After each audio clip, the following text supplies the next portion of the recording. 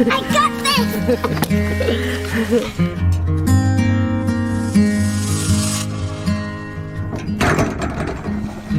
How can I explain what I take away when the autumn falls and we go our separate ways?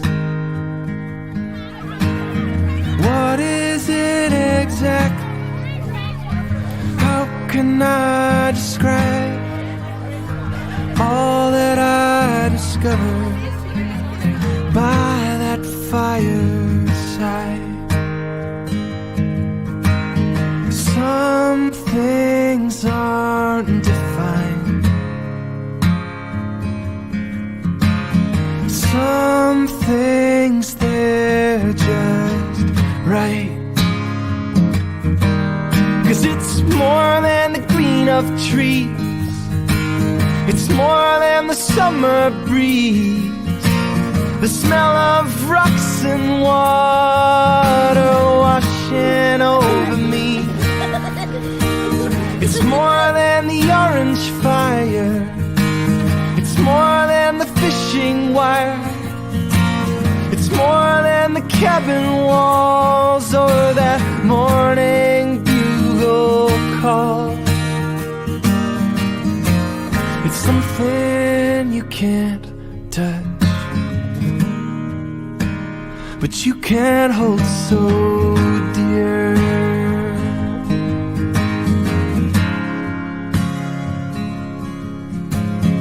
Étendu dans l'air, dormant sous les étoiles, un lien se forme entre nous, sans que l'on sache pourquoi.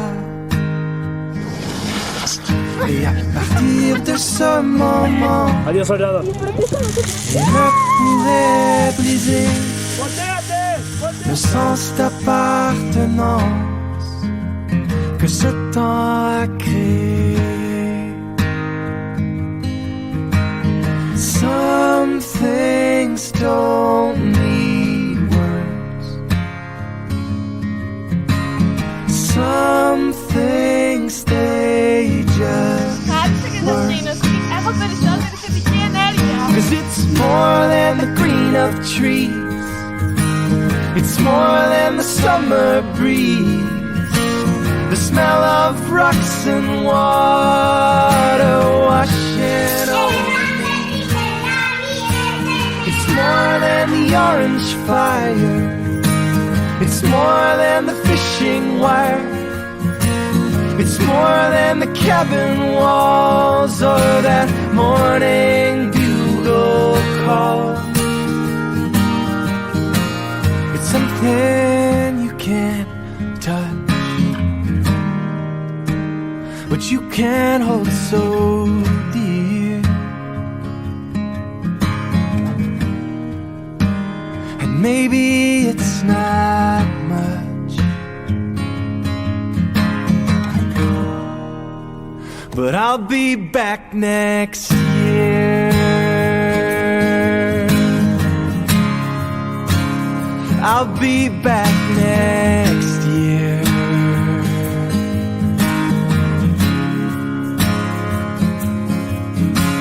Gracias al camp vencí mis miedos.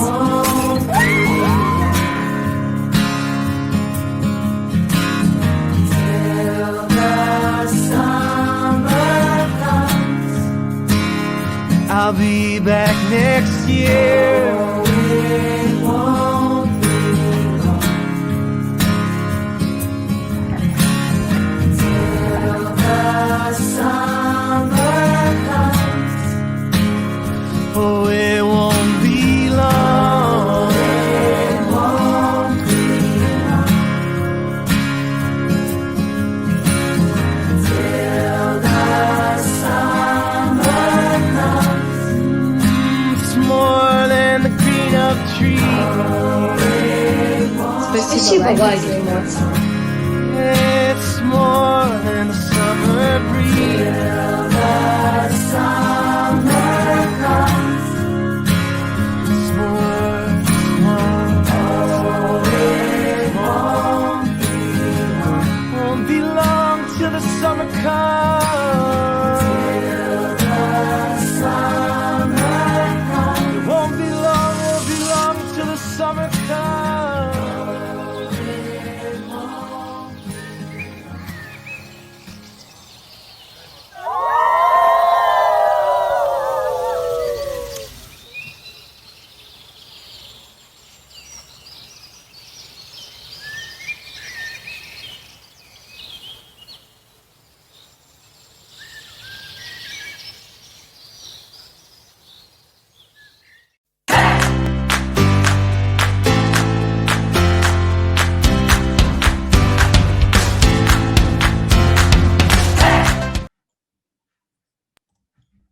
Welcome, everybody. Welcome, welcome. That was the camp song. It was a Thanks to Camp music video, and the musician, Peter Katz, affectionately titled this song, The Camp Song.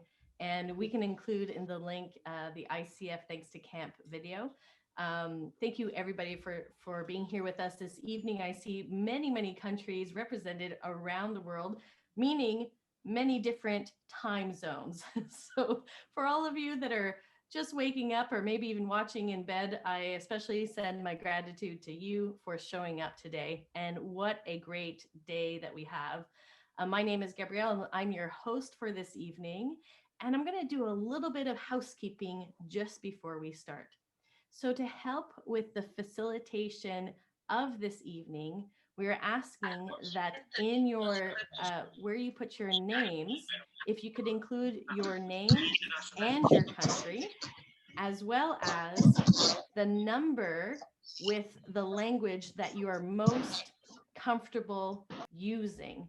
So number 1 is English, number 2, Chinese, number 3, Spanish, and number 4, Russian. So there's 3 little dots at the top right corner of your screen. And if you click on it, you can put 1 for English, 2 for Chinese, 3 for Spanish, and 4 for Russian, and then include your name and your country. And that's going to really help with some of the great, awesome activities that Michelle will be running today. Also, this video will be recorded. It is being recorded. And so you'll be able to come back at the ICF Connect website and come back and revisit this video if you have missed anything or if you'd like to share with a friend. Finally, if you have any questions, please ask in our chat area. And at the very end, we'll answer those questions for you. So we love questions and we would love to hear from you. So please feel free to ask your questions. As well as, we're lucky here today with Michelle. She has put in the great effort of translating some of her slides and some of her activities in those 4 languages. It's not perfect, but it's pretty darn good. So Michelle, I just wanted to say thank you for making that effort. Now, before we head off to Michelle, and before I make my official introduction of the amazing first time we met, I'm going to pass it on to Simon to give us a little Zoom crash course. Hello, Gabs. How you doing? Can you listen to me all right? Absolutely. Fantastic. So for all of you that are just joining us for this first session, or this will be your first session, or this is your first time on Zoom, I'm going to give you a very fast crash course about how this works. So bear with me for about 1 or 2 minutes. You're going to have some fun. Can you see my screen? Fantastic, Gabrielle? Beautiful. Absolutely. Fantastic. Okay. So this is the control bar in Zoom is at the bottom of your screen, okay? And I'm Simon from Venezuela. I love to be part of the ICF, but I've been able to run camps in very different countries. So I'm happy to be here. I'm going to be helping you. I only speak English and Spanish. So please do not ask any different things in other languages, but we will love to hear you speaking those languages to us. So if you want to see the sidebar to the right, click on participants. It's at the bottom of the Zoom bar that we spoke at the beginning. And then you will see the participants, and that's where your name is going to come up, okay? If you click on your name or you see your name, you can rename yourself, you can change your picture, you can raise your hand, and you can also mute or unmute yourself. Right now, everybody's muted, okay? But at some point, we may be able to open our mics, so that's where you can also open your mic. Great. You can also raise your hand on reactions. Mine is in Spanish, but yours is going to be in your language. And it's that smiling face that has a plus sign at the bottom. And you can just put a smiley face, a celebration sign, whatever you want, okay? And if Michelle is going too fast, you can tell her, please slow down with the X, or you can tell her, please go faster with the blue dot right there, okay? So express your emotions, please. Also, if you click on the chat icon that is right there, the chat is going to appear to your right, okay? And then you can write down there, and that's where you can ask questions and you can say whatever you want, where are you coming from, etc. Okay. Also, important buttons. You have the video button and the mic button, the microphone. Okay. What do these are good for? Well, the the camera button is for you to be on screen, and you can check filters, and you can also check your light. You can turn on and off your camera so we can see you. Okay. So please be dressed. Another thing, if you're going to press on your camera, the other thing is that you press the little arrow right there. The settings for your video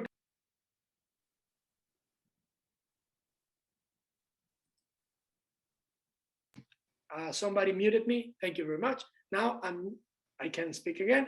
If you click on your little mic icon, then you can turn on and off your microphone, and you have a lot of different buttons that I don't know what they are for. I just hit there to be muted and then unmuted, okay?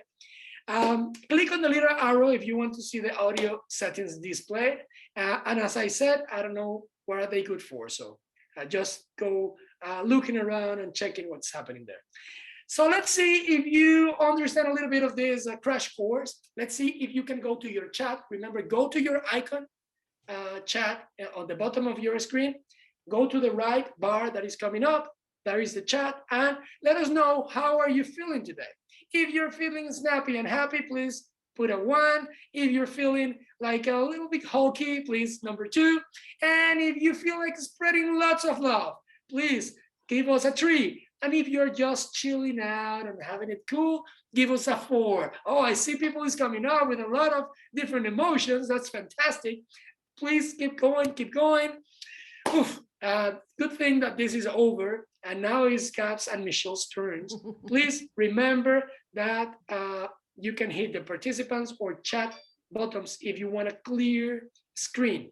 They will put you like in a whole screen, completely clean your screen. So please hit chat or participants if you want to be full screen. Thank you very much for joining us for this little Zoom crash course. Oh, I forgot, sorry. I have one extra thing. Follow me for more advice on Zoom. Thank you very much. And that was my whole participation. Good night and good luck. Michelle, Gabs, thank you very much for having me. I'm going with Gabs. Thank you. You are soon to be an influencer, Simon. I really appreciate that. I graduated from university in human relations, and human relations is kind of like the psychology of groups. Probably one of the best things you can learn at school to help you at summer camp. And my parents, for a graduation present, they asked me what I wanted, and I wanted to go to a conference because that's where I love to learn, is at conferences. And they sent me to an experiential education conference in Colorado. And when I went, on one of my very last sessions at this gorgeous school facility was Michelle Cummings. And one of the things that I knew that I could do well at was run activities and have fun with my kids. But what Michelle taught me was how to complete the circle, provide the experience, and then the reflection. And from Michelle, I learned the value of reflection. And from my 5 years of university, this was a key element that was explained to me, but never ever explained in a way where I could use it in my summer camp and in my everyday. For me, this is full circle. And I'm so excited that Michelle is here with us today to impart her experiences, her reflections, and to help us in the summer that is to come, because that reflection piece is going to be key in creating community with our staff and our campers. Everybody, welcome Michelle Cummings. Hello, everybody. Everybody give a little hand wave like this. This is clapping in American Sign Language. And so today, at any point in time during the presentation, if you hear something or see something that you like, feel free to give a little hand wave. If you want, you can also do snaps, or something like that. But I want this to be as engaging and interactive as if I were standing right there in your living room. Okay. So something else we're going to do, we're going to also connect with the people on other side. I love how Zoom just randomly places who's to your right and who's to your left. So everybody go ahead, put your hands out to the side of your screens, just like this. And we're going to pretend that we can actually touch the palms of the person next to you. And then we're going to do the some virtual high fives, if you will. So we're going to high five the people next to us. And then you can also go up and down, and you can give virtual high fives up and down to the people right below you, above and below you as well. All right, well, I am excited to be here today. I love camp. Camp and I go very full circle. When I was a child, I asked my parents to send me to every camp that they could afford because I loved camp.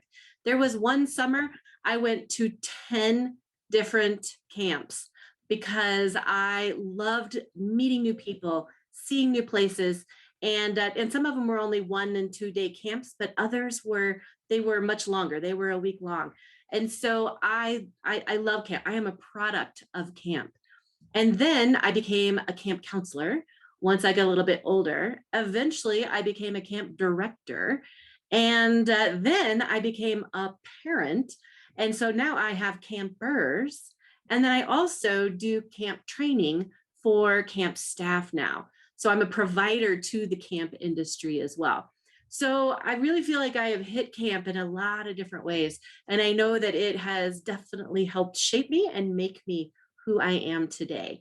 So I'm going to share today. We're going to talk about building trust in your teams, and especially in this new upcoming year in 2021, where a lot of things happened this last year that are way out of our control.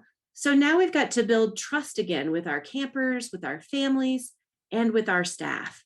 And so these are the learning outcomes for today. Now, like Gabby said earlier, is that I used Google Translate to translate all my slides. So I'm sure there is going to be some hilarious mistakes. So please laugh with me, not at me. But I tried to make it as user-friendly for all of our different languages represented. Well, not all, but a lot of the languages represented here today. So today I'm gonna introduce you to some simple icebreakers that help you build trust in the virtual space. One thing that I think we can really benefit from this last year is that now it's normal to meet in this virtual space. So it's given us a great opportunity to connect with campers, with families, and with our staff before they ever step onto our properties. So I really feel like that's been one gift that we can look at that this whole last year of being virtual has given us. It's the opportunity to do some pre-work and to build some of that trust before we ever get on site. So I'm also going to introduce some activities for staff training that you can do either in person, and then a lot of them you can do virtually as well. And then demonstrate how to use experiential activities to really help surface behaviors, especially in your staff training. Because I'm sure a lot of you have this long laundry list of staff training activities that you have to do, or staff training topics that you have to check the box. You have to do this, and you have to do this because my insurance requires it, and things like that. But I'm going to show you how you can take some of those maybe not so fun activities or topics and turn them into something that will resonate with your staff and that they'll be really engaged in their learning. So yeah, and Simon just said, if you have questions while we're going, please put them in the chat. I've got my chat box up here over to the right-hand side. So I'll be seeing that, and I'll be happy to answer your questions as well. So, and like we said at the very beginning, if you would rename yourself with a number at the beginning of your name in your language of choice, that just helps me know how many English speakers I have and then how many others I have. And then later when we go into breakout rooms, that will help you be able to find other people so you could speak in your native tongue if you wanted to.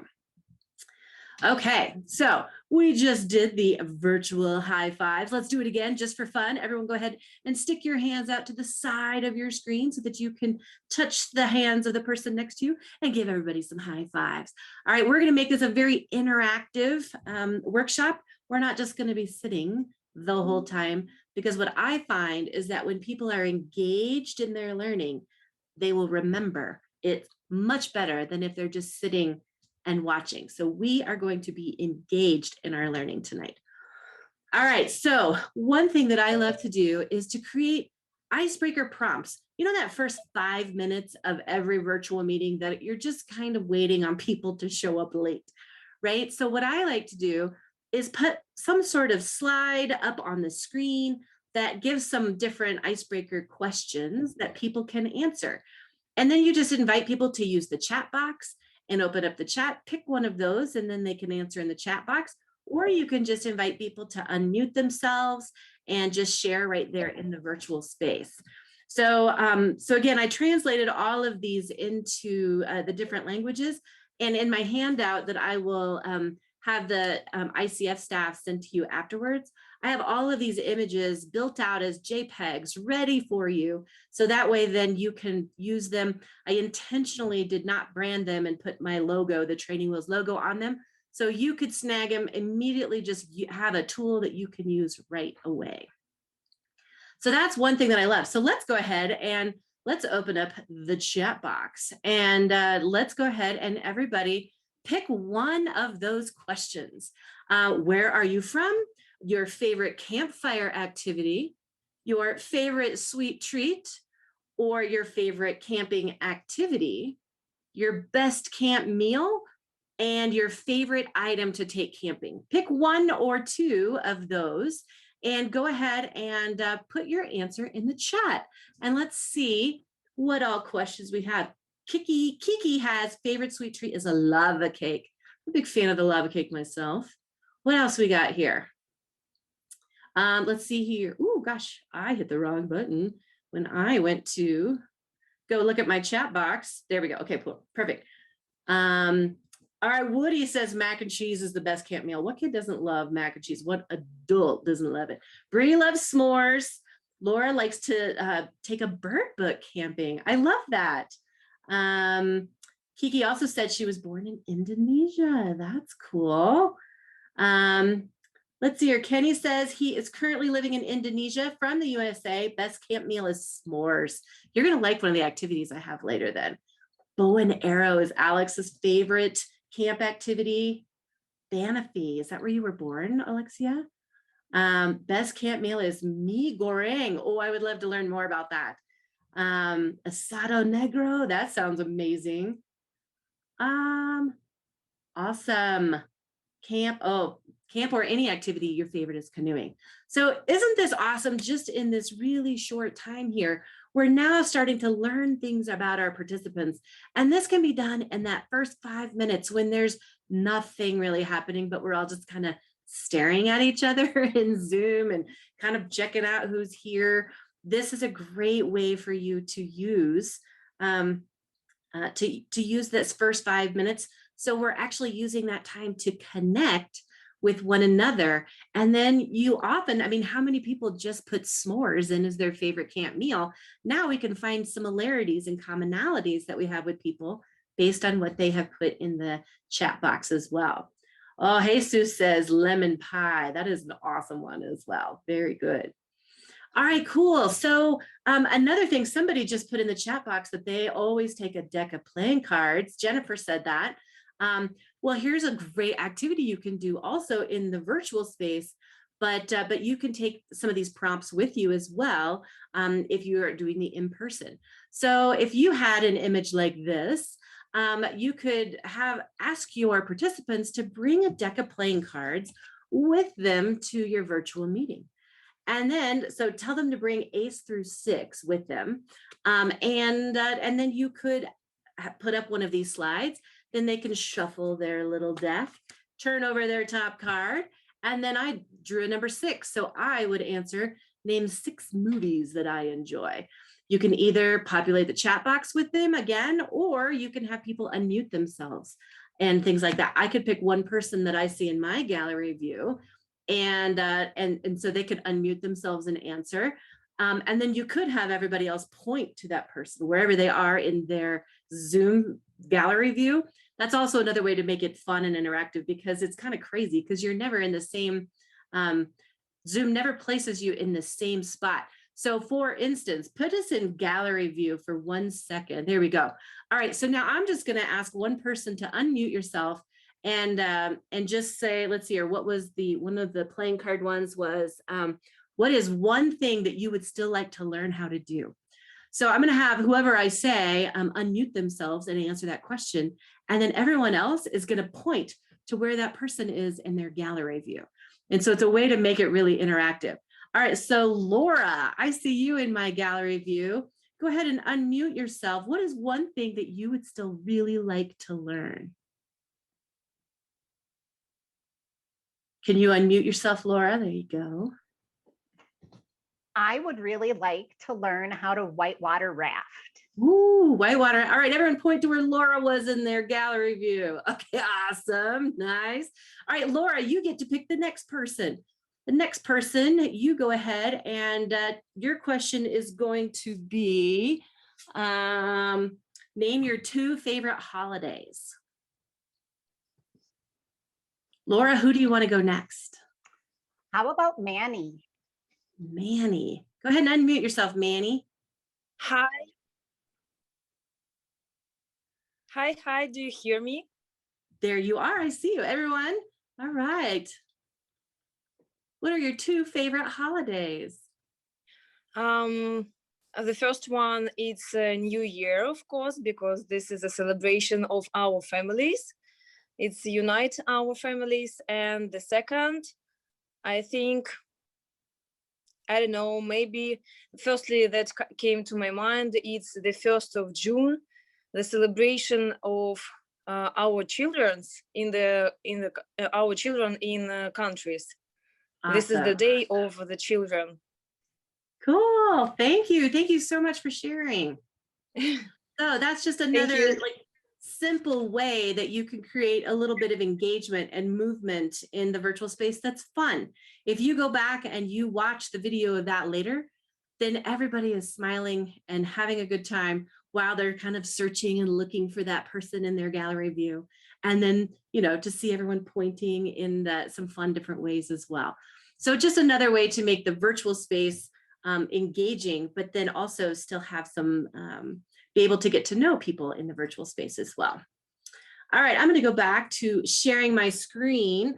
And so what I wanted to share with you, so again, I'm going to have all these images in the different languages, and my apologies, Google apologizes if they messed any of them up. So some of them might be funny, but what I like also, I'm going to show you another skill that you can do. If you're using Zoom as your platform, you can actually share a second device that is on the same Wi-Fi network that your computer is on. And I love this because it opens up a lot of programming opportunities that I can do with kids, but it also opens up ways that I can use for staff training as well.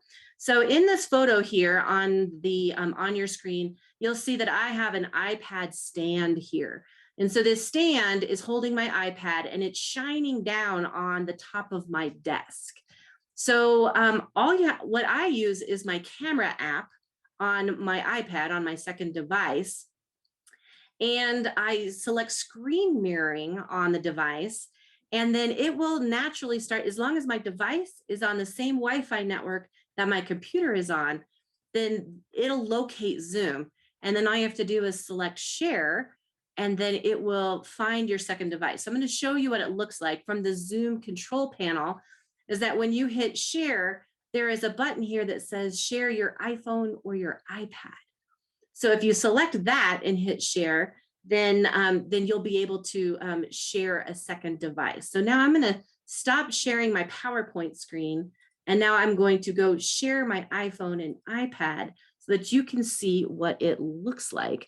And then you can play games this way with people as well. So I'm going to select screen mirroring on my device, and I am going to make sure, screen mirroring.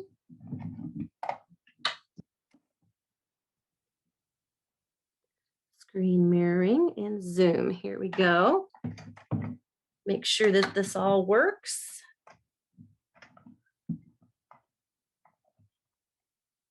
All right, it takes about 8 seconds to connect. So sometimes that's a long time if you're presenting, but it's perfect. All right, here we go. So now what you're seeing is actually the top of my desk.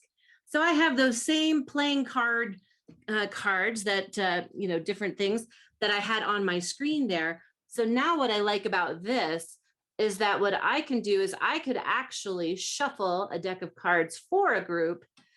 And so then you could do it right there in the moment on your on screen, and you could be shuffling the deck for your campers or for your staff.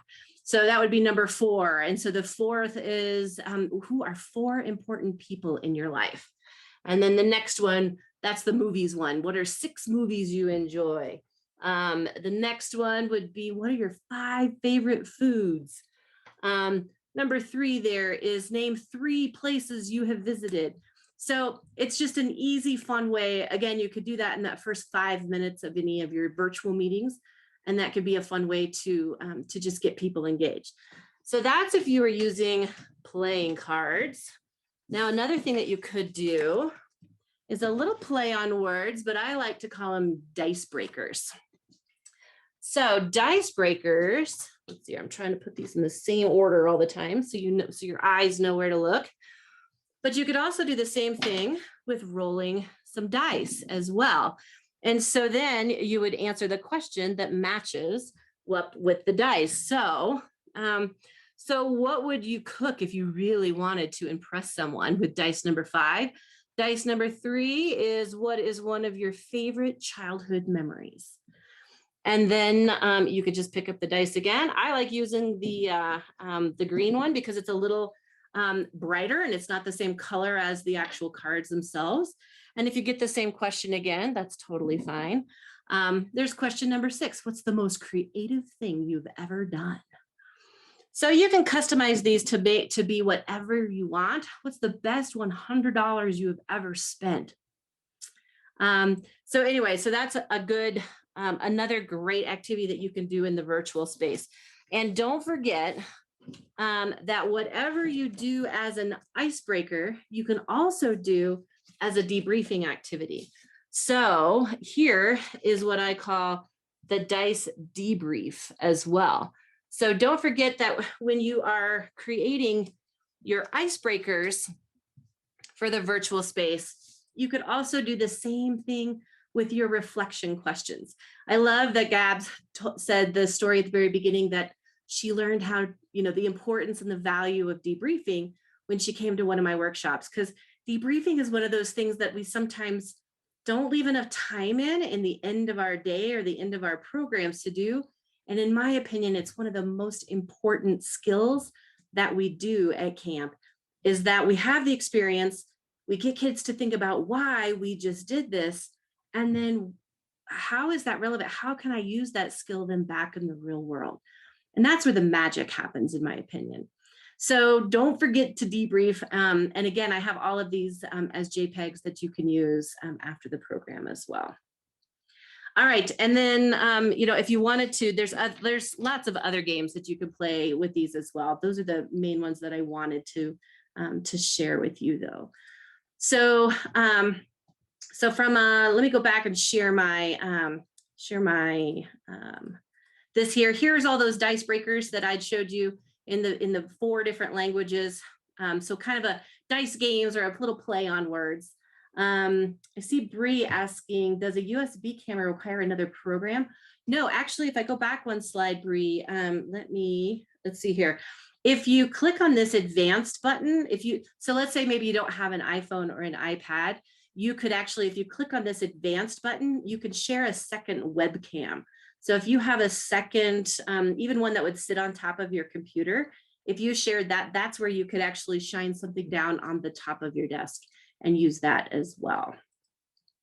So no, it does not require another program. Yeah, just a plug-in into your computer. So it has to be connected into your same computer, but yeah, it would work. If you click on advanced, this one here, this is an image, so it won't actually do it, but if you click on advanced, there'll be an option there for share content from second webcam, and you could have that set up. So great questions.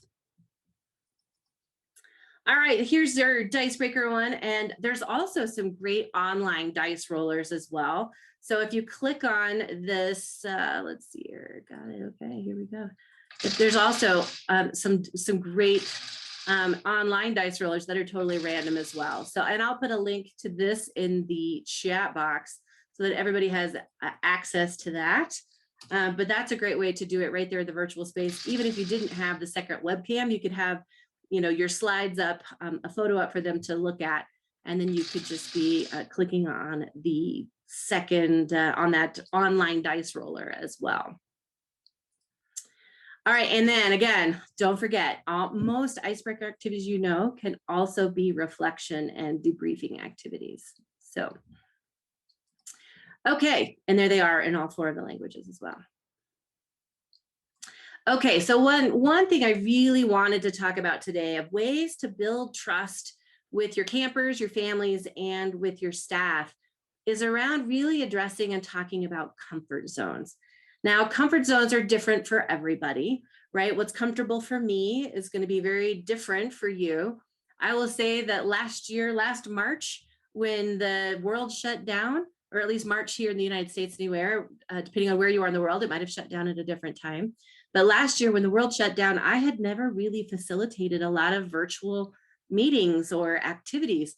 And so now all of a sudden, when that became the norm, it really pushed me outside my comfort zone until I had some practice with it. And now I'm very comfortable with it. So last year, a year ago, I was borderline way outside my comfort zone. Now I'm actually feel like I've got pretty decent skills in it now. So, but really when we're thinking about building trust with our families and campers and staff, there's 2 things we need to think about when providing a space for them, both in the virtual world and in the in-person world. And one is we have to address physical risk and make sure that we are keeping people physically safe. And then also emotional risk. We have to ensure that we're creating a safe environment for people to share. So, so there's 3 zones to the comfort zone, if you will. So in my mind, the middle, the comfort zone, these are all the skills that you already possess, things that you're already good at. It doesn't take a lot of extra energy and effort for you to do tasks in your comfort zone because you already know how to do them. The next ring out, I call the stretch zone. And the stretch zone is where when we tell people, step outside your comfort zone, this is really what we're asking people to step into what I call the stretch zone. This is where you are learning new things. It might be exciting, might be a little bit scary because it's still the unknown, but it still feels safe enough and I'm willing to go there because it's not too far outside of my comfort zone. But there's one more ring out that I call the danger zone. Now, the danger zone is where you get pushed way too far and nothing is fun here. No new learning takes place in the danger zone because the amygdala, the frontal cortex of my brain, literally goes into fight or flight. And sometimes I don't even have my basic resources about me. I can't even sometimes use my voice or my body because I am paralyzed with fear or a discomfort or something like that. So it's important that when we are thinking about being in person again and building these communities and building trust with our campers and our families and our staff, that we're recognizing that we know that maybe we've done everything in our power to create a physically safe and emotionally safe environment. But for some people, it might really be pushing them out too far outside their comfort zone. And recognize what's comfortable for me might be somebody else's danger zone. And so I like having the conversation about this. Now, you could do it in person. You could also do it in the virtual space by just providing a graphic like this and having people annotate or use a whiteboard on screen and type their name of where they're at on different scenarios.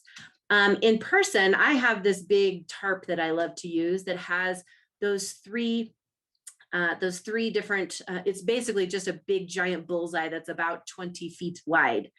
And so, but you could also, if you don't have that, you could just draw it on a flip chart paper, and it does the same thing. It's basically, you just need a visual for the model to show people.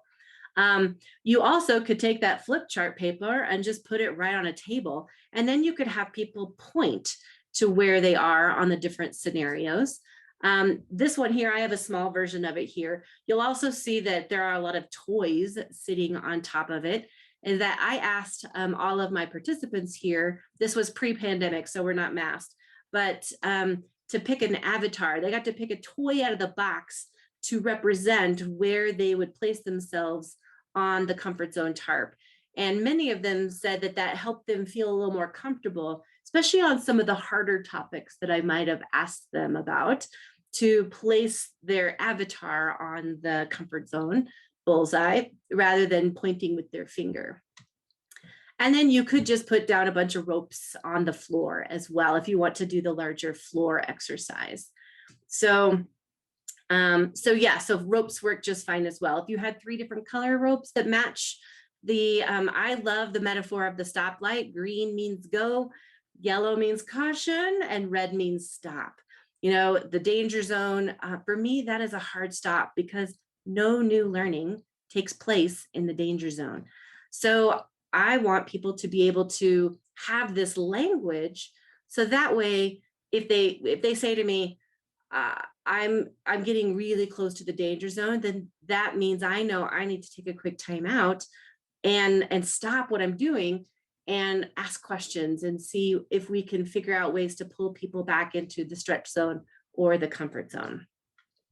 So let me hear your thoughts on the comfort zone bullseye here. I'm going to go back to this one here. What are your thoughts on this? What do you like about this? How do you feel that this might help build trust with your staff or on your team, or even with your families and campers? I'm going to look at the, I see Bree says that he thinks very effective. What are some other thoughts that you have around the comfort zone bullseye, that language, how you think it might help you work with your campers or your staff this summer? Simon says he loves it. Yeah, I love educating people on, just because something's comfortable for me doesn't mean it's going to be comfortable for somebody else. So we could even annotate right here in this session if you wanted to. I could pick one of these, or I could pick a topic and we could all annotate if you wanted to. We could do that, make it a little interactive. All right, go ahead, find your annotate button. I see a couple of things to teach staff to watch out for campers in the different zones. The colors are nice. Yeah, I see that. Okay, cool. If you click on you are viewing Michelle Cummings screen, there's a little drop down menu that says annotate. If you click on the annotate, then another little box will pop up, and there's a text box, a big letter T. So if you click on that letter T, a text box will open up and you can put your name in it. So let's use I see that Sebastian found the stamp. That's awesome. If you move a couple over to the text box, you can actually add your name. Kate found it. Awesome. Thanks, Kate. So, and then also you need to know how to clear your drawing. So you would use the little trash can icon as well if you wanted to clear what you put on there. But let's do a scenario here. So how about start out with a physical risk topic. How about riding around in a car without your seatbelt on? Does that place you in your comfort zone, your stretch zone, or your danger zone? So go ahead and mark up my my graphic here with one of those and place yourself somewhere on that graph.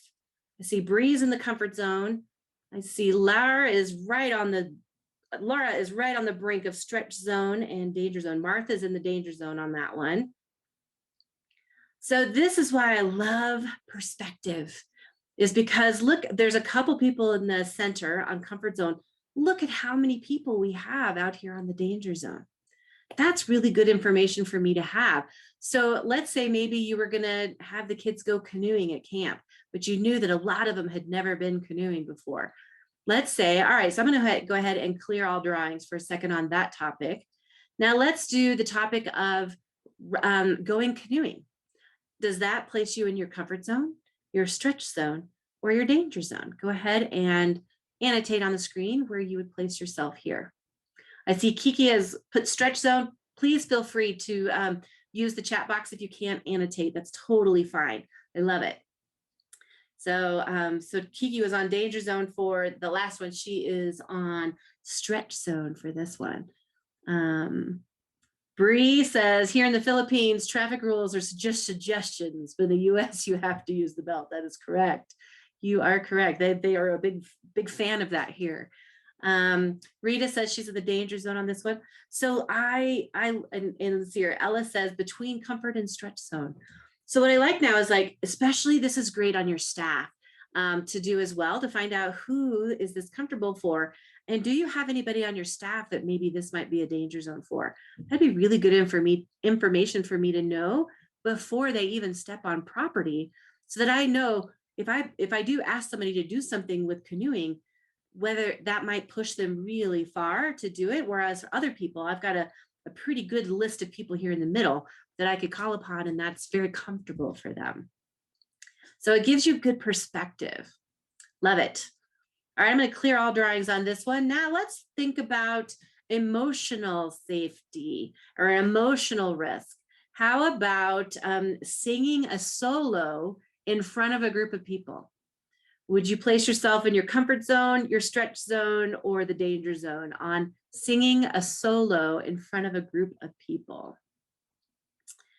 Alex says danger zone. Jesus, you need it. You like it? You like to sing solos? Or maybe that was for the previous one. Lucy says stretch zone. Ella says right in the middle of the comfort zone. Right in the middle. That means Ella likes to sing. I also like to know that too. Like, who are my people that really love singing?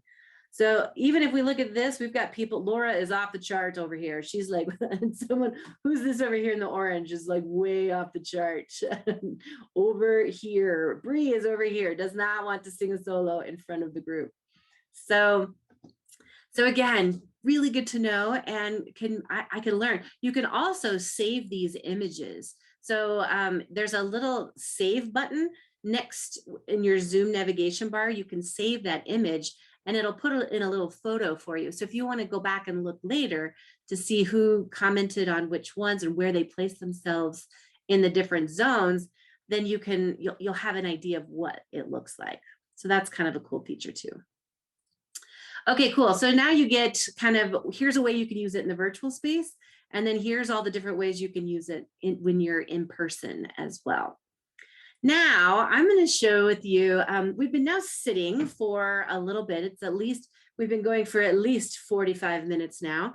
So I also like to include movement activities in anything I do, because sitting for too long means that all of your brain starts to go to your butt after a little while when we've been sitting for too long. So we're going to get up and we're going to do a movement activity. This one here is, I'm going to use the same colors and the same concept of the red, the yellow, and the green. And I love this metaphor here. Carabiners, you know, we use them to put our keys on and all of that. They are most vulnerable when they are in the open position. And coincidentally, so are people. So I'm going to invite you to step into the stretch zone. We're going to do an activity called Have You Ever, which is probably a game that you've played before. It's a little different in the virtual space. So what I'm going to do, the different questions, the different Have You Ever questions are going to have various levels of risk to them. Some of them are going to be super easy for you to admit. Some of them might stretch you a little bit. Some of them are like, ooh, I don't know if I want to admit that in front of my colleagues here. So you have a choice. So when you see the comment come up on screen, read it. If it applies to you, choose to stand for 3 seconds and then sit back down, and then a new one will pop up on screen. So just read the statement, choose to stand if it applies to you, and then sit back down. If you don't want to stand, even though I encourage you because it will help you, then you can also just use your hands, like, you know, with the ASL clapping. So you can also just do this if you don't want to stand up and down. Yep. So very good. Okay. Are we ready? Here we go. I have pets. All right, so if you have pets, stand up. I have climbed a mountain.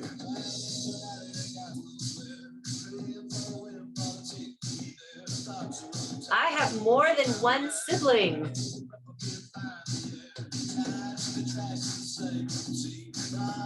I love someone.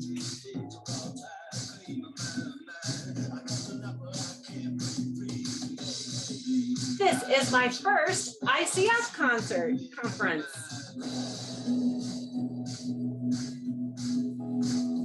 I'm afraid of spiders.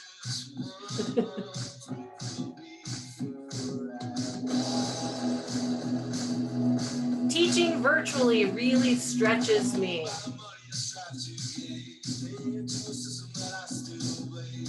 I remember my best teacher.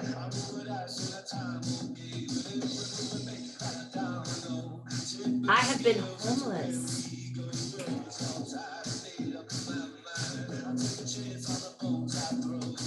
I like chocolate.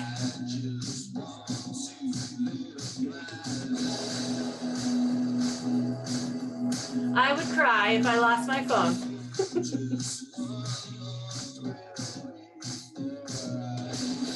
I have experienced screen burnout.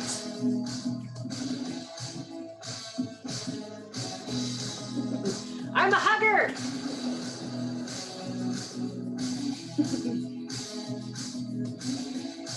I am not a hugger.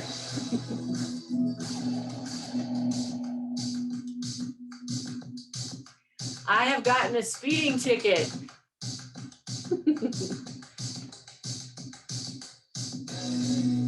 I have lied. Get up. I have ignored those closest to me because of work. I love coffee more than I should.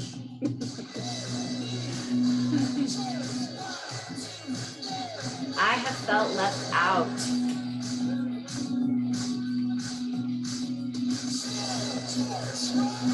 I have wept at a loved one's funeral.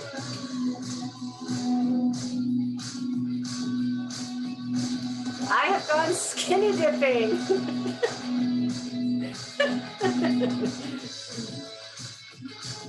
I have a rubber chicken and I know what to do with it.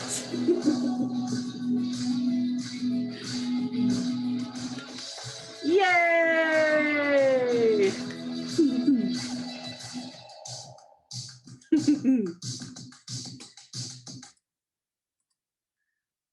Thank you guys so much. All right, where's your energy at now? I'm curious. Where's your energy at? Is it a little bit better? You've been sitting for 45 minutes. I know some of you, it's 1 o'clock in the morning. So you're like, oh my goodness. But now standing up and sitting down, it adds a little bit of energy to what you're doing. So you're still tying in the concepts of comfort zones. Some of those were super easy. Some of those like, ooh, that was a little bit of a stretch for me to admit. Some of them were like, ooh, that was really deep, right? That was intentional. And so what I love about it is that, putting it in gallery view so you can see a lot of other people standing up and sitting down also helps me get to know who do I have some things in common with. And also so I can just start to learn about the other people here that I'm going to be playing with. So if you're doing this with your staff ahead of time, you could put some in there that are really specific to the camp tasks and things that you have, roles and responsibilities that you have at your camp. You could also just throw in some fun ones. It's just a great way in the virtual space for sure to create a little movement, have some fun, but also learn something about the people that you're going to be working with for the time that your camp is open. So open up the chat box. I'm curious, what did you like about the Have You Ever game and how you could utilize that? Rita says, awesome. Let's see here. Alexia says it's 1:50 a.m. You guys are true champs, being up that early in the morning or late at night. I don't know which to call that one. Yeah, the way you do it, playing some music also. That song, I specifically chose it just because it's kind of fun. It talks about I want to live my life. So it kind of connects to the comments as well. seeing and sharing everyone's energy. Love it. Good morning exercise as well. Very good. Oh, Simon and Alexia had almost everything in common. Isn't that fun? So yeah, really useful for group energy. Opens up the space for vulnerable dialogue. I love that. Thanks for sharing that, Ella. Reminds you of a church song, reviving to go out of your comfort zone. Awesome. I love it. All right. So I'm going to go back into sharing my screen, and I want to start talking a little bit about debriefing activities a little bit. I wanted to make sure that I reserved a little bit of space for debriefing. Also, I want you all to get an opportunity to what you're learning. What are the oh no, let's see here. Zoom quit. Can you guys still hear me okay? Can you hear me? Okay, good. I just got like a Zoom quit unexpectedly. I was like, oh no, I don't know what to do if that happens. Okay, good. Glad you're still with me. Okay, so again, here are the 3 zones, and I will send my slide deck to the ICF people. They will send it out to you, so you've got these graphics to use as well. All right, we're going to talk about processing tools for just a little bit. Leave time in your programs for learning, for the processing and debriefing and reflection of what people are learning. And in my mind, try as much as you can to provide your staff with some easy debriefing tools, because a lot of times our camp staff they range in the ages of between 18 and 25. For a lot of them, it's their first professional job that they've had, and they might not have all of the necessary skills to really have hard conversations with kids, or to really know even how to do proper reflection. So I have 2 tools that I want to share with you today. One of them is a really simple behavior management tool that is easy to implement at camp. And again, using the 3 different colors on the stoplight, they can be used as metaphors for different behaviors. So green could represent, what are you doing really well? Then yellow, what do you need to be careful of? Or caution, just like the stoplight.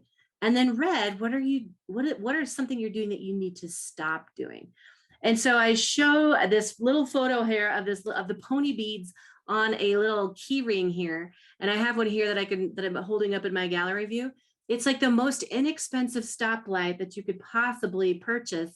And if you just even let your staff build them out on their own, give them a little key ring, or just give them the 3 beads.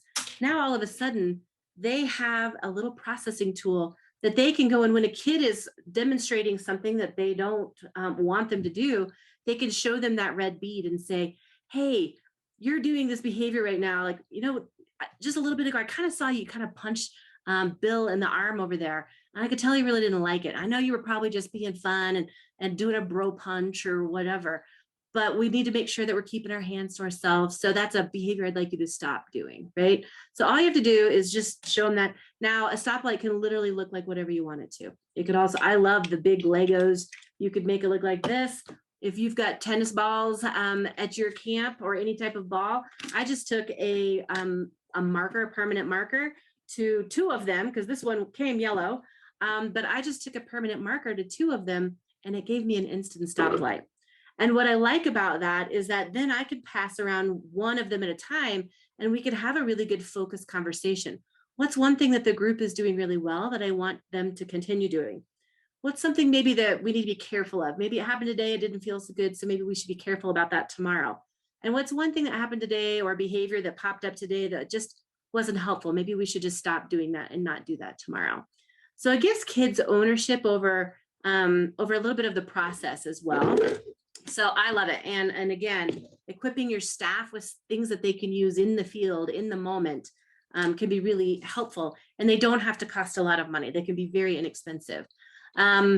So this one, I love it. Another one that I want to share with you is the body part debrief. Where's my body parts? Never leave home without your body parts, figuratively and physically, right?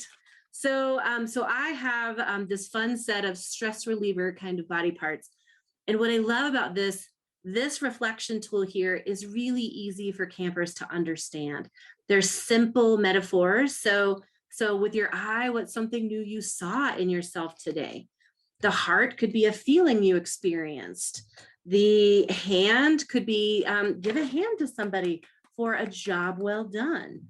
The stomach could be maybe something that's to do or pushed you outside your comfort zone a little bit. The smiley face could just be something that made you smile or laugh or something that was fun. A foot could be maybe what are next steps, or maybe you stuck your foot in your mouth and said something you wish you hadn't.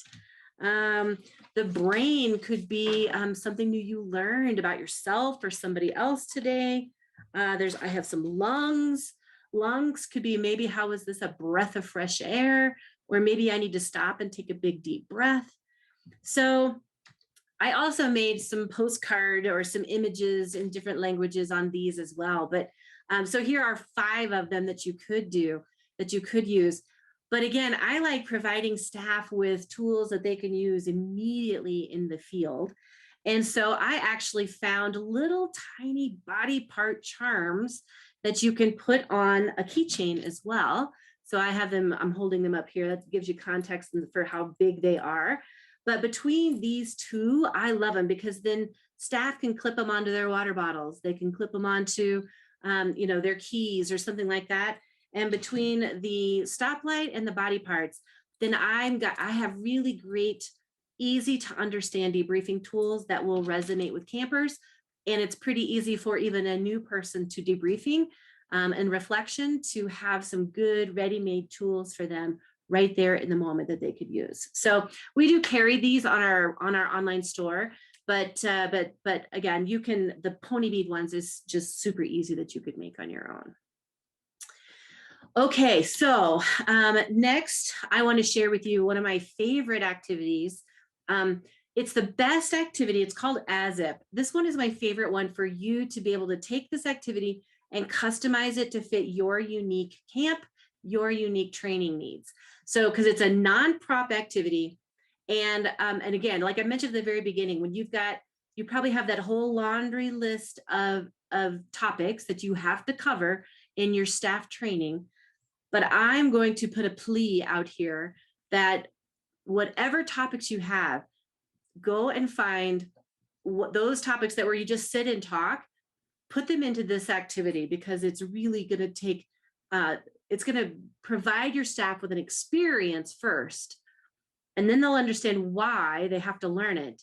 And they will lean in a little bit more when you go to teach it to them. So here's what you do for the activity, is that you invite your staff or your people to find a partner and then stand about 5 feet away from one another. Then you're going to have them walk forward and greet their partner as if they were in a role that you're going to give them. So it could be maybe if you're about to teach a topic of dealing with homesickness at camp. So you would have one of your staff pretend to be a camper, a homesick camper. You have the other one be the camp counselor. And then you have them walk forward and greet one another as if this camper is really homesick. And now the staff has to deal with, or has to help that camper. So have them stay in that role for about 60 seconds. So nothing too long. And then as soon as they're finished, then you ask them to separate again, stand about 5 feet away from one another.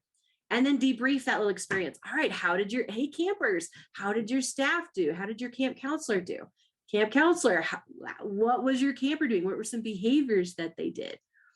And what I love about that is that now you've surfaced the behavior of homesickness through an activity, because for a lot of those staff that are 18 to 25, a lot of them in that age range, they don't have kids of their own yet. Maybe this is their first time ever working with kids. Maybe they've never had to deal with a kid that cries for 2 hours. Like, they cried for 60 seconds. I didn't know what to do with it. That was a really long minute for them. But if you've ever had to deal with a camper that cries for an entire hour, then this, all of a sudden, they'll lean in. Now, when we go to talk about homesickness, now they've had the experience of like, oh my gosh, that was really hard. Please tell me more about how I can deal with homesick campers. because now they've had the experience of, they've lived it in their bones, right? So then what you would do is then you would select another role. So I usually do 3 roles at a time. And then, but this is the easiest one to customize those roles to fit your existing staff training curriculum. Now this is what it looks like if you were live and in person. This was at a camping conference at one point in time, where everyone's standing about 5 feet away, and then you walk towards them and greet one another as if. So here are some examples. I said the homesick camper one, but you could maybe do delivering feedback to a parent. Maybe you've got to call and tell a parent that their child did something that, you know, was against camp rules, or maybe they injured another child or something like that. And that can be a very difficult phone call. Or if you have to do it live and in person at pickup. If a 20-year-old has never done that before, and all of a sudden they have to talk to a parent, that can be scary. So doing it in these little 60-second role plays can be really easy, really helpful. Or conflict with another staff person. Do you guys ever have conflict at your camp? Oh, you don't? Okay, then we won't do that one. I'm just kidding, right? Conflict happens. It totally does. And a lot of times people don't know how to approach somebody else if they have had conflict with another co-counselor or with the director or something like that. So practice it in the little mini role play, and then say, okay, this summer, or, you know, this season, however long your season is, you're going to, at some point in time, you're going to get frustrated with your closest co-counselor. So let's talk now. How do you naturally deal with conflict? Do you avoid conflict, or do you confront conflict?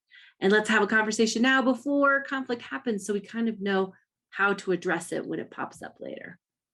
So let's populate the chat box. I see Alex did it, an accident or something like that. Go ahead, populate the chat box with other ideas that you have for other roles that you might do in the as if activity. Homesick camper, delivering feedback to a parent, conflict with a staff member. That's a great one, Alex. What else? What other topics do you think might be really relevant that you could do? Think about your staff training curriculum. Do you have anything? Camper complaints. That's a great one, Bree. So if a camper complains about staff person that did something or something like that, food allergies, that's a good one. So approaching somebody as if they just had an allergic reaction, even like, how do you do a medical, campers going out after curfew? So how do you address kids breaking rules? You've already tried the stoplight metaphor. I would like you to stop doing that, right? But now they've broken the rule several times, and now we have to address it. Canceling at camp due to dangerous events or threatening incidents. Absolutely. Yeah. So how do you make those tough phone calls? How do you approach someone as if that you had to make that hard decision? Inviting friends to the next camp sched. What does that mean, Bree? Elaborate on that one a little bit. I see. Inviting your friends. So if maybe you're a camper that just left and now you want to have them go and share and invite their friends to sign up for the next session or something like that. Gotcha. Cool. So I hope that's helpful. It's just a fun way to kind of surface some of those behaviors and those topics that maybe are a little boring to address in your staff training, but you can do it in an interactive way. So I love it. It's a fun one. All right, so I now want to, somebody mentioned s'mores and campfires, and so the tiny campfire, you can seriously still have a tiny campfire, even in the virtual space, as if you have a candle of some sort, a marshmallow on a stick, and some s'more making materials. I love these. If you want to build some trust with your families and your campers before they even get on site, then start with some of these icebreakers in the virtual space, and then also share reflection, talk about camp while they're eating and making a fun snack in the virtual space. So it could also just be a fun reflection activity at the end as well. Now I'm going to pop out of here real quick because I want to share with you. I have a a little debriefing activity that I want you all to do. And it is in a program called Flippity. Now I built out kind of a little mini escape room, kind of is, but kind of not. But what's going to happen here in a minute is I built out this little slide deck that I want you to, we're going to open up breakout rooms, and I want you to go into the breakout rooms and discuss with people in your breakout room. Debrief what you learned. And then if you want to, you can just type 0 in the answer box that to get to the next lock, it'll open up. But basically what I want you to do is I want all of these will have the different activities that we did. And if you click on these, the numbers down here, they will be in the different languages. So if you want to go into one of the Spanish rooms, there'll be other Spanish speaking people in there, and you can forward to the slide that with the language that you speak. But basically what I want you to do, you don't have to put the 0 in, but if you want to, it's kind of fun. But then here's the playing card one. Here is the dice breakers and the dice games.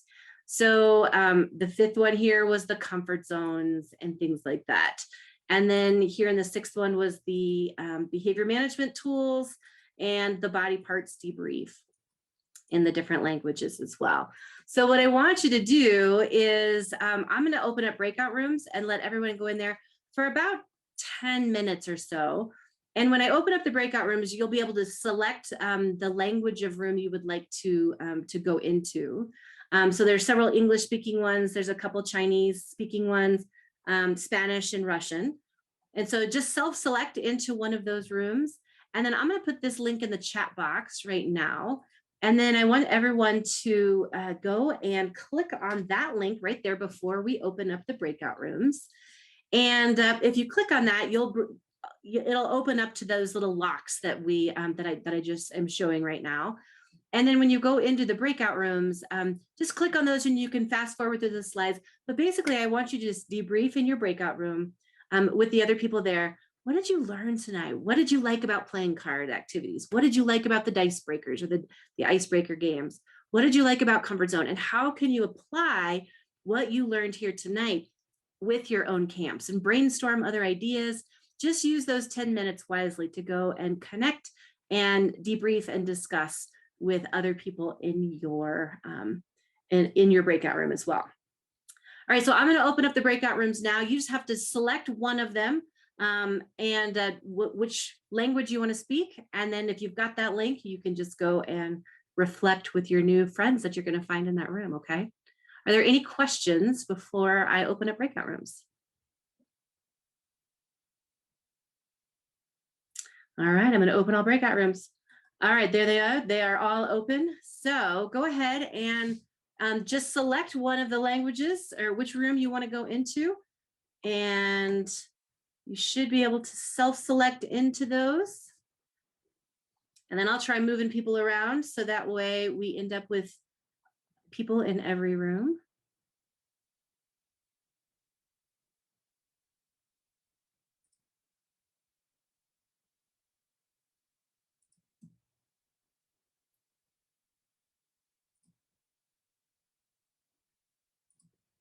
Okay, awesome. This is working. Very good.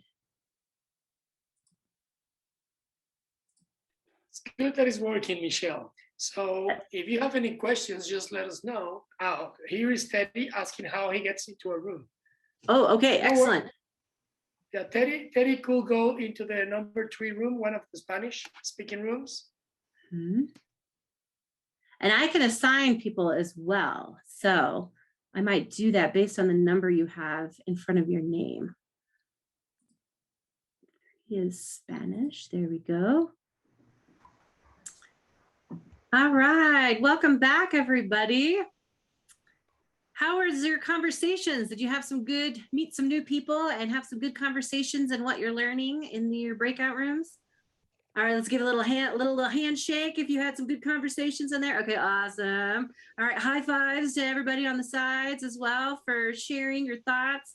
Feel free to open up your chat box and populate what's one great idea or something that you learned in your breakout room that maybe someone had that they took one of the activities that they learned, like here's how I would do it at my camp or something like that. Feel free to populate the chat box if you want to in there, or if you want to unmute yourself and just share something that you heard somebody else say or something that you shared, we could make this interactive as well and hear some of your voices as well. Who's got something they want to share? Georgie mentioned about using giant dice. Yes. Isn't it funny? We love everything that's giant or little tiny, but yes, giant dice would make that amazing. Comfort zone tarps needed more time. Bonus time, getting to chat with your colleagues, right? We need to create more space for that, right? Campers love giant dice. Yes, absolutely. Very cool. Mentioned a camper who loved to play but was afraid of heights. Okay. Yes, Flippity is so that program that I just used for the kind of the to put the slides in. That's one that I have made so many virtual scavenger hunts over the course of the last year, and they have been very fun, creating some good fun learning in the virtual space. I'm going to put a link in the chat box to some of my other handouts and workshops that I've done and led in the virtual space this last year. There's lots of free stuff there, like great ideas on how to do in-person team building, but still maintaining 6 feet apart from people. And then also just, there's like 30, 40, 50 different virtual, here, I'll show you the website real quick. This is the resources and handouts page, this link here. If you want to put your name and email, here's team building from 6 feet apart. Here's 30 different virtual team building games. You'll see some of the things. There's 8 more, and then there's 12 more. Then there's some good tips on virtual facilitation, and then some good interactive staff training handouts, like the full instructions for that as if game that I just shared is in this handout, and some other ones like that. So feel free to click on that link and go download all you want from there. And then if you want to sign up for my newsletter, I send it out every Wednesday, and it's totally free, but I send out tips on how to be a better trainer and all of that. I have lots of online tools, Kiki. So yeah, so in that in this site here, all of these activities will be very helpful for you, all of these virtual team building games and whatnot. So and I'm excited. I have a new website coming out in like 2 weeks. I'm going to have a whole spot on my website called the Virtual Playground. And I'm going to have lots of free things for people to bring their teams to and play in the virtual space. So if you sign up for my newsletter, I'll put a big announcement out there, but it will be, it will come out, it'll come out in a couple of weeks, and I'll make an announcement there. So let's see here. I hope you guys had some fun tonight. I hope you learned something new, saw something that will help you make your staff training, your virtual experiences with your campers or your families just that much more fun, that excites people about coming to your camp and engaging in a different way. If you can make the virtual space fun, again, I think that's one gift that this whole time has given us, is that now it's normal for people to meet online so that we can speed up what we do in person, because we've had these little experiences in the virtual space as well. And when they get to experience you and your energy and all that here, then it just will help them build that trust and say, oh, I really like that person. I totally feel comfortable sending my kid to camp. Or with your staff, they're like, I really liked learning from people, getting to know my co-counselor in the virtual space before we even got on site at camp. So although it's not been the most fun to be virtual this whole last year, and maybe even some of you missed your season last year because of COVID, that maybe we can find that silver lining and utilize this now normal virtual space to help us moving forward, to help build that trust, build those relationships and those connections before we even step on property. So, all right, so my part is done, but I know I'm going to pass it over to Simon for a little bit. And thank you guys so much for good morning, good evening, good afternoon, and good night, whatever time of day it is we're in your world right now. Thank you for spending an hour and a half or so of energy with me this evening or today. And I hope that you got some valuable information out of it. So thank you, everybody. Thank you. Thank you, Michelle. Thank you. I'm passing it to Gabs. Sorry. No, that's absolutely wonderful. Thank you so much, Michelle. Wow. And that part of reflection as we talked about at the beginning, such an important piece. And it's great to acknowledge as camp professionals to our staff members the things that we are uncomfortable with, the things that we are working towards. That's great role modeling, and it's letting our staff members know that in these times of change, it's okay that we're uncomfortable. It's okay that we are learning, and we have a lot of things in common, and we have a lot of things that we can support each other in. And that activity paired with debrief is such a magical component when it comes to really creating connections with our staff. So once again, thank you so much, Michelle. And looking, your newsletter I've been subscribed to for a very long time, and it has taught me so much. So I hope everybody does that. I'm excited about your new website. And of course, the books that you've written have been absolutely inspiring and helpful, and what a wonderful resource. Yeah. We are almost done here, our friends, for the evening. We have a couple of more little things to go through. However, tonight we have created an extra little piece, and I'm like calling it the after party. So if you are interested in staying in the after party, we will tell you a little bit more about it. So if you're not done yet and you still want to keep chit-chatting, we have created a little extra part for those individuals. And for the rest of you that it's time for you to go, I bid you a nice rest of your day, evening, morning. So a couple of things that we would like to ask you just before we leave. Is to fill out this poll that Simon is putting up. This is going to be very helpful for us. This information helps us in planning ahead, and the poll helps us with knowing, what direction we can go into next.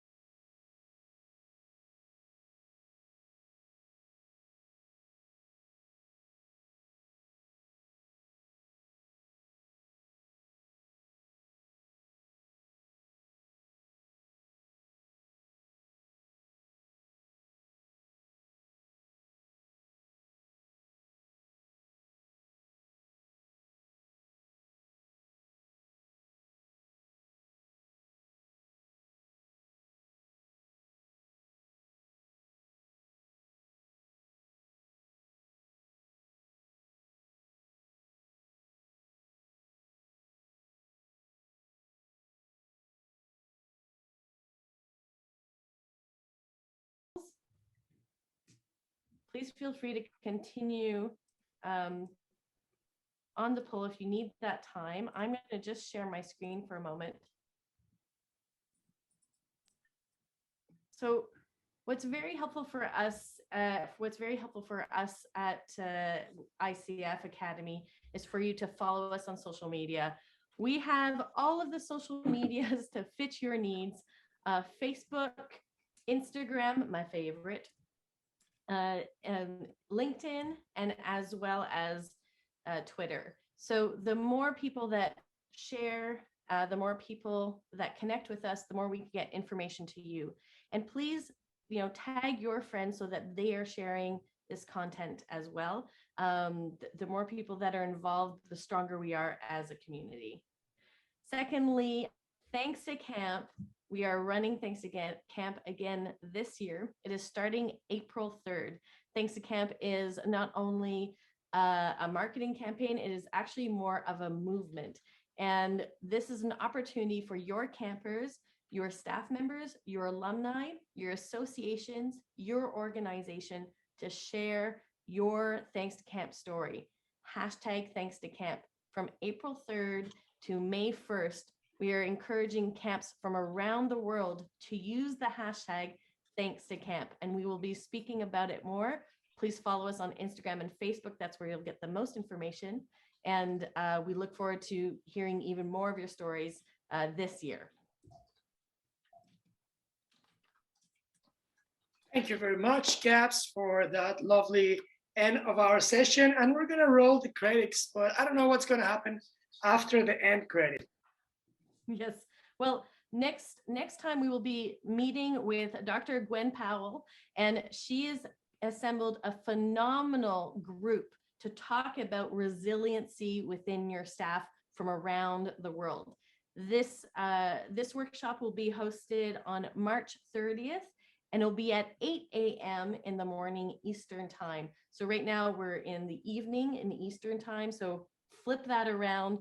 So if you're at night, it will be in morning. If you're in the morning, it'll be at night. That is the next piece that we'll be hosting. Very excited about that. And so if you're interested in staying for the after party is where we'll be getting together in small groups in a breakout room, just like what we did with Michelle before.